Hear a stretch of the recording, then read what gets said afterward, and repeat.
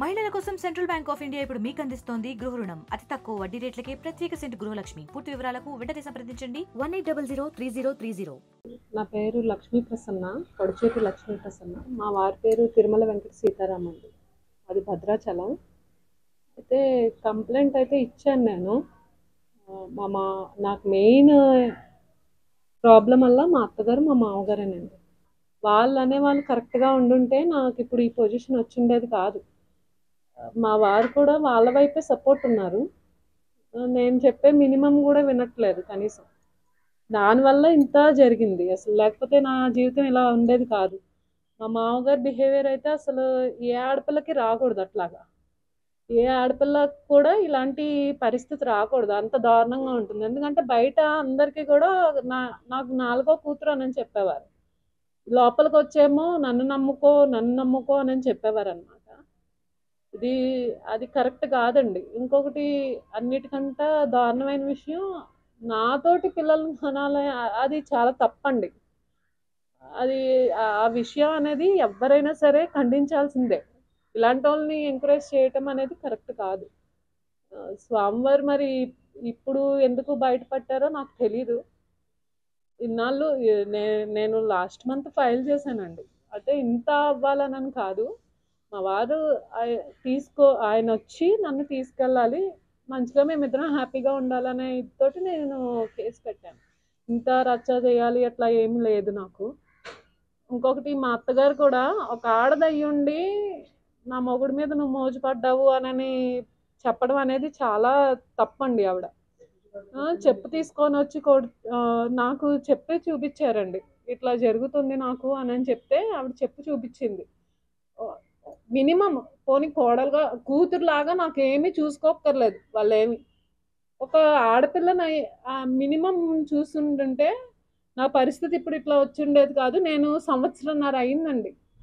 ఒక్క single message కూడా నాకు వాళ్ళ నుంచి రాలేదు. మా వారి దగ్గర నుంచి ఒక్క సింగిల్ మెసేజ్ కూడా నాకు రాలేదు. ఓపిక పడుతున్నాను అంతే. నేను ఎప్పటికైనా సరే కాపురం చక్కబడుతుందా అనే హోప్ తోటి ఉన్నా. ఇంత జరిగింది. ఇప్పుడు టీవీల్లో కూడా స్క్రోలింగ్స్ అవి అవుతున్నాయి, సస్పెండ్ అయ్యారు అది అని. మరి ఆ విషయాలన్నీ కూడా నాకైతే ఏం తెలీదు, దేని గురించి సస్పెండ్ అయ్యారు అనేది. ఒక్కటే, నా కాపురం నేను చక్కదిద్దుకున్నా అనే ఉద్దేశంతో ఏంటంటే, లాస్ట్ టైం కూడా మేము లాస్ట్ మంత్ వెళ్ళామండి. ఆషాఢంలో వెళ్ళాం. ఆషాఢం ఎండింగ్లో ఏదైతే అదైంది, ఇంకా అక్కడే ఉందామని చెప్పి అసలు చాలా దారుణంగానే అవమానించారు. లోపలికి కూడా కనీసం మా నాన్నగారిని కూడా రానివ్వలేదు. నేను, మా నాన్నగారు, మా తమ్ముడు కలిసి వెళ్ళామన్నమాట. ఇంకేదైతే అది అయిందో అదే ఇంట్లో ఉంటానని చెప్పడం తోటి మా నాన్నగారు నన్ను తీసుకొని వెళ్ళారు. వెళ్తే కనీసం మినిమం రెస్పాన్స్ కూడా వాళ్ళ వైపు నుంచి రాలేదండి. ఎందుకు ఇలా వచ్చారు, రండి లోపల కూర్చోండి అని కూడా కనీసం అలా. ఆవిడైతే లోపల నుంచి గడి పెట్టుకుంది. ఈయనైతే ఇది పద్ధతి కాదు, ఇలా రాకూడదు అని చెప్పి మా వారు మాట్లాడారు. వాళ్ళంతా కూడా మా వారితో చేయిస్తున్నారు ఇదంతా కూడా.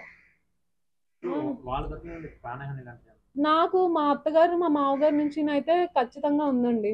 అందుకే నేను ఆ ఇంట్లో ఉండనని చెప్పాను. అలా అని మా వారిని వాళ్ళకి దూరం చేయాలని నేను అనుకోలే. మేమిద్దరం విడిగా ఉంటాం, వాళ్ళకి ఏం కావాలో వాళ్ళని చూసుకోమన్నాను. నేనేమి తల్లిదండ్రులకు దూరం చేయాలని నేను అనుకోలే. వాళ్ళని చూసుకోవాలి, నన్ను చూసుకోవాలి, నాకు అదే ఉందండి.